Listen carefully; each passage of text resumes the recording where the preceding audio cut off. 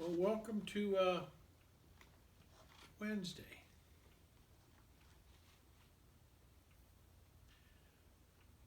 My smiler for the day is this. Do you know why writers constantly feel cold? Answer, because they are surrounded by drafts. Surrounded by drafts. Today's Wednesday.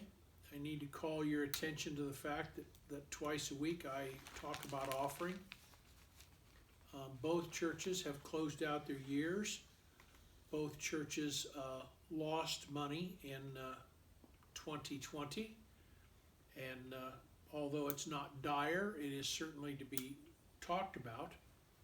And so if you have made a gift to the churches recently, thank you very much. And if you have not, and if you'd like to, we certainly can use all the help we can get.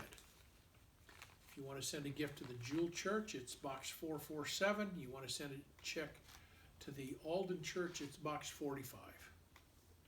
Thank you very much. And God's little instruction book thought for the day is this. Humor is to life what shock absorbers are to automobiles. Proverbs 17 verse 22 says, "A merry heart does good like medicine, but a broken spirit dries the bones." And that's pretty true.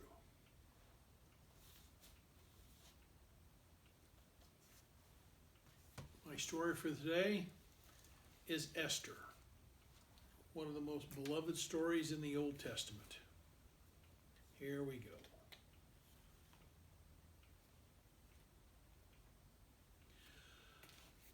Esther stood before King Xerxes. She'd never been inside the royal hall before. She'd never seen so much gold and marble and silk and so many finely dressed noblemen, so many servants. She had never seen the king up close. He had called her, and now he sat on his throne watching her. She tried not to let him see her tremble. Her cousin, Mordecai, waited behind her. Esther's parents had died when she was very young, and Mordecai had raised her.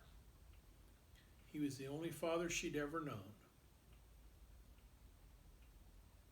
The king said, "Esther, you are the most beautiful woman in all the land. You are also kind and intelligent. I want you to be my wife." Esther grasped, Mordecai smiled, and the king placed a crown on Esther's head. The king gathered all of his officers, and he said, "I invite all of you to a banquet. We will feast on roasted meats, desserts, and fine wine. We will celebrate our new queen, Queen Esther." King Xerxes' most trusted advisor was a man named Haman.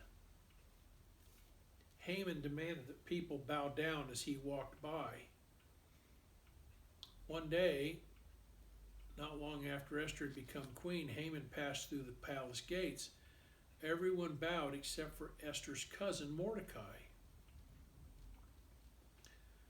And Haman said, "I order you to bow like all other peasants," glaring at Mordecai. And Mordecai said, "I bow only before God. I bow because I worship him. I respect you, Haman, but I do not worship you." This made Haman quite angry. At the next royal council meeting, Haman announced that a dangerous group of people in the kingdom refused to obey God's laws, the king's laws. The king did not know that Haman was talking about Mordecai and his family. He issued an order that these disloyal people should be killed. When Mordecai heard the order, he shook with fear. He could not let Haman kill his family. He raced to the palace to find Esther. Mordecai told Esther, "You must beg the king to spare us." And Esther said, "But you know the king's rule. he doesn't like anyone, not even me, to speak to him without an invitation. If he does not hold out his golden scepter to show he approves, the uninvited visitor can be thrown into prison. If I speak to him and he gets angry, it will make things worse. I will wait for an invitation to the royal hall. And Mordecai said, don't wait too long, we only have a couple of days. Esther waited. One day passed and then another. On the third day she could wait no longer. She put on her finest robes and hurried to the hall. Once more she found herself trembling before the king. My king, Esther said, her voice shaking, you did not invite me here, but I must speak to you. It's important. Esther waited, and she watched the king's face. He smiled and held out his scepter. Esther nearly collapsed in relief.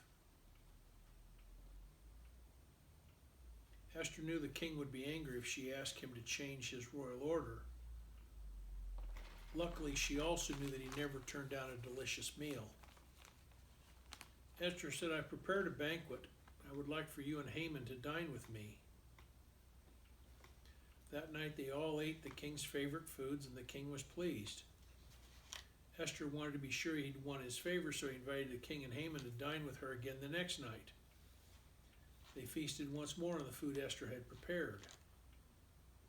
The king told Esther, this is the most beautiful meal I've ever eaten. If you want half the kingdom, I would gladly give it to you. Esther took a deep breath and said, I don't want your kingdom. I only want you to save my family. And King frowned. He said, your family, I don't understand.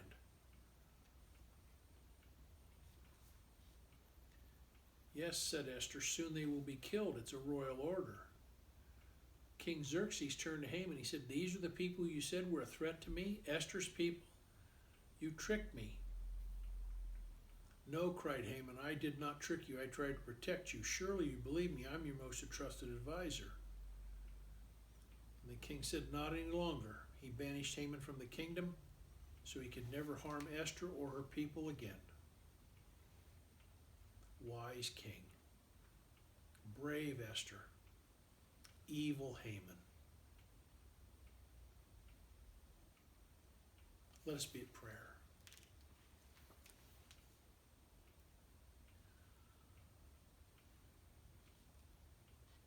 Oh Lord, it takes courage to stand up and speak the truth. It takes courage to stand up and face the possibility that you might be punished for speaking the truth. Oh Lord, this story of Esther is a beautiful, beautiful story of how we can learn to be brave. We ask that you help us to be like Esther, kind and considerate, intelligent. We ask, Lord, that you watch out for us and help us to be a part of the world, a positive force in your name. Amen. May God watch between you and I until we meet again.